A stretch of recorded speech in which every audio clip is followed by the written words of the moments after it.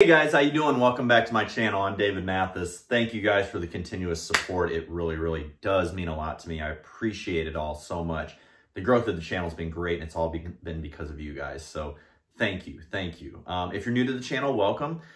Please go ahead and like, subscribe, share if you enjoy the content. I really would like to try to grow this channel a lot more to help as many people out there as possible. So I really do appreciate all you guys tuning in week to week and multiple times a week, because I am putting out a lot of videos. So in today's segment of Ask the Coach, I had a really great question that came across my Instagram the other day. So I wanted to share that with you and answer it on here because it's a question I see a lot of people having, all right? So it's a reoccurring question that I think probably needs a video to address it. So if you guys aren't following me, you can follow me at mathasfitness on Instagram. It's MATHAS Fitness.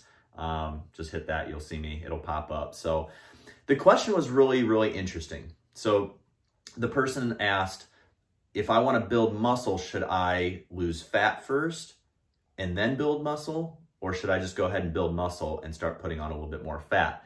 And this is a great question because a lot of people are stuck in this position. You know, they're not necessarily super ripped and lean and coming off of a contest prep, but they know they want to build some muscle. Maybe they're sitting at a little bit higher of a body fat percentage and they're just confused about what to do. So this is the advice that I gave this person and that I tell a lot of people. If you're a male and you're sitting above 15% body fat, I would suggest that you come down, you do a fat loss phase, okay? Now this doesn't mean you're not lifting weights during this. This just means that you're gonna be in a calorie deficit, continue to lose a little body fat till you get down to around that 11 or 12% body fat mark.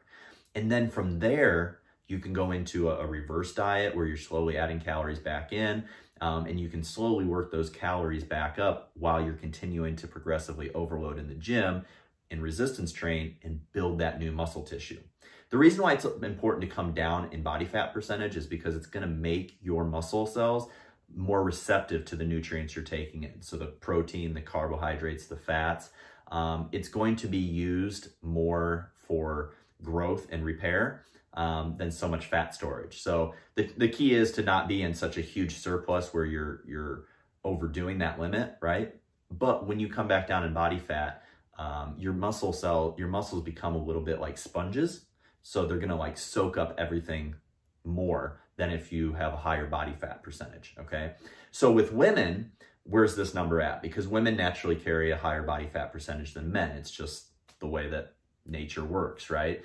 For a woman, I would suggest that if you're approaching 27 or 28% body fat, you might want to try to do a small little fat loss phase and bring that down a little bit, maybe to around the 22, 23% body fat mark.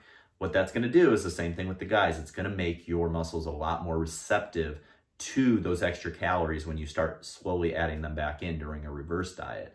Then you can use those extra calories to push harder in the gym.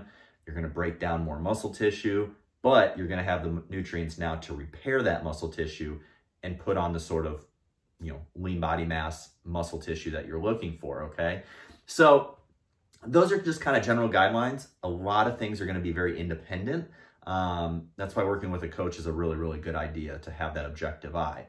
But these are just pretty general recommendations, but I find them to be very useful and very effective for people, okay? So a man, if you are 15% or higher, I would probably try to do a little bit of a fat loss phase and come down to around that 11 or 12% before starting to go into a building phase.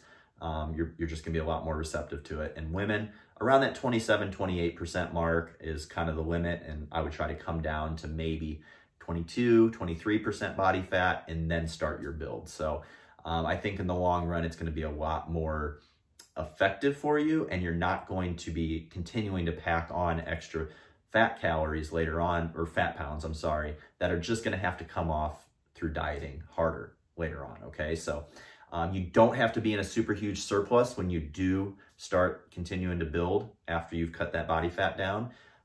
Or even if you're starting at a good place and you're trying to just go into a build, start with 100 calories, maybe 150 calorie surplus, and just let your body grow into that. Don't be in such a rush week after week to add in hundreds and hundreds of calories. That's when you're gonna pack on the fat faster.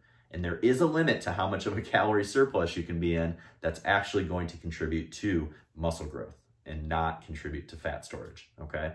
So just be patient, be consistent, and I hope this video helped you guys a little bit. If you guys have any questions that you want me to cover on these Ask the Coach segments, you can reach out to me at mathasfitness, M-A-T-H-A-S fitness on Instagram.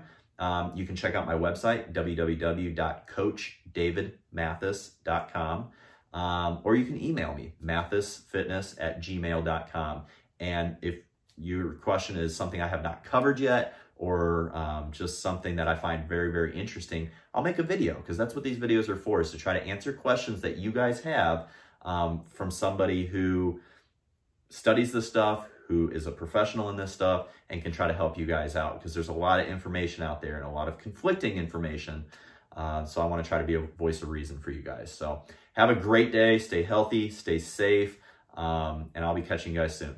Don't forget to like, subscribe, and share if you enjoyed this, and I'll be catching you with another video shortly.